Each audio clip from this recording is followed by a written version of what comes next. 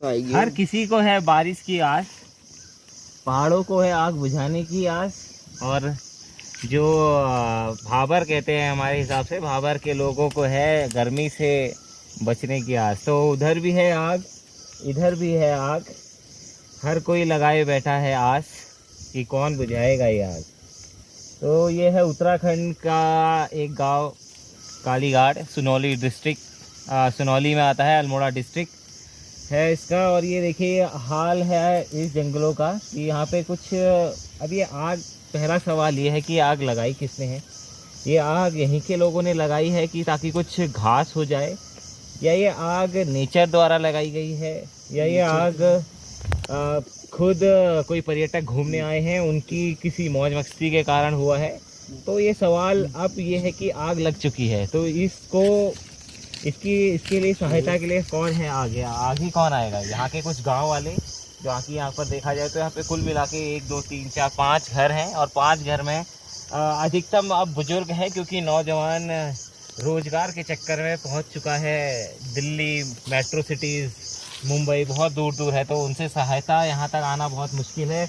और अगर हम किसी से सहायता मांगे, सरकार से सहायता मांगे, तो आप उस तरफ देखिए कि पुल जो है वो उधर एंड हो जाता है, और इस तरफ को आने का कोई साधन नहीं है कि अगर हम सरकार से कुछ सहायता मांगे तो कोई फायर ब्रिगेड की गाड़ी आके तुरंत इस जगह पर पानी फेंके और यहाँ के कुछ चंद गांव वाले हैं इनको इस आग से बचा सकें। तो सवाल आखिरकार ये है कि इसकी सहायता और इसको रोकथाम किया कैसे जाए। ये है ये इस चीज़ से जितनी हम प्रकृति से हम अगर ये छेड़छाड़ कर रहे हैं, तो क्या प्रकृति का हमारे से छेड़छाड़ करना स्वाभाविक है कि नहीं है।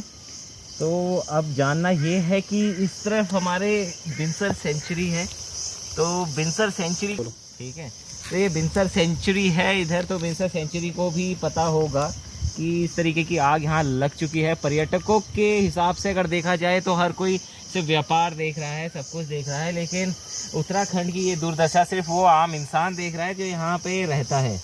तो क्या अगर ये आग फैलती है तो इन गांव वालों को बचाने के लिए क्या पहला स्टेप लिया जाएगा, या वो स्टेप जब तक सरकार को पता चलेगा तो क्या ये आग भीषण बन के इधर किसी 2-4 परिवार वालों को या किसी को कोई नुकसान ना पहुंचा दे। तो सवाल यही है सरकार से कि इस आग पे काबू कैसे पाया जाए।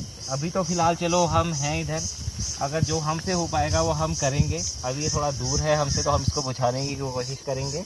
अभी हम सिर्फ इन गधेरों का इंतज़ार कर रहे हैं, क्योंकि जो सूखे पड़े हैं अगर इनमें कुछ पानी होगा तो ये आग अपने आप रुक जाएगी। अगर नहीं रुक पाई तो फिर ये पहला इनिशिएटिव हमें लेना पड़ेगा, क्योंकि हम यहाँ पे सिर्फ वीडियो ब्लॉगिंग करने के लिए नहीं बैठे हैं कि हमें ब्लॉग्स चाहिए या हमारा कोई यूट्यूब चैनल है। तो ये हमारा सिर्फ एक सीधा सा क्वेश्चन है कि क्या ये इस तरीके से प्रकृति से छेड़छाड़ जारी रखकर हम लोग खुश रह पाएंगे, और अगर रह पाएंगे तो कैसे खुश रह पाएंगे, और नहीं रह पाएंगे तो इसका जिम्मेदार कौन है। क्या ये सवाल हमें अपने आप से नहीं पूछना चाहिए कि जो हमारे सामने हो रहा है, या जो हम खुद, क्या पता इसी चीज़ को कभी हम अपनी चाह से चाहते तो कभी हम अपने लिए करते कि हाँ भाई ये जो पिरुल है, देखिए पिरुल के चक्कर में ऐसा होता है कि आग लगाई जाती है, क्योंकि पिरुल बहुत बढ़ जाता है और ये काफ़ी बार रास्तों पे आता है, तो इससे फिसलने का डर होता है।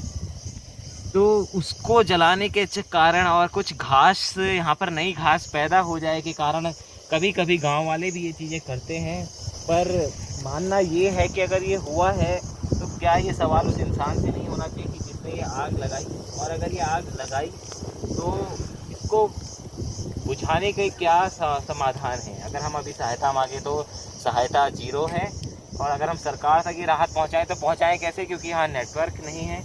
अगर कुछ हाल में हम ये वीडियो आप तक पहुंचा पाएँ तो देखिए कि उत्तराखंड का हाल क्या है। हम बारिश के भरोसे बैठे हैं और बारिश का कोई नामो निशान नहीं है। तो ये सवाल सिर्फ आप लोगों से है। धन्यवाद।